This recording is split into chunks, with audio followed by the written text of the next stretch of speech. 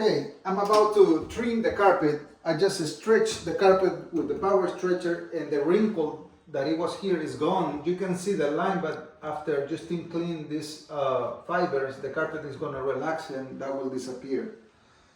Now, to trim the edge, I'm gonna use first a knife to start with the cut, and then I'm gonna use this carpet trimmer.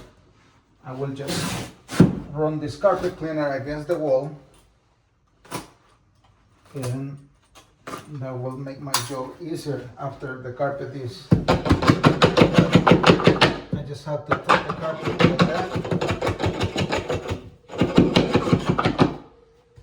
Now I just have to trim the excess of carpet on the other side.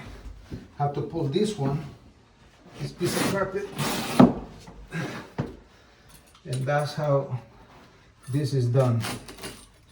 And if you need carpet stretching services, I live in Acworth and I work all around Atlanta, so you can call me at 678-508-7705, or you can submit a request through my website repadding.com. Thank you.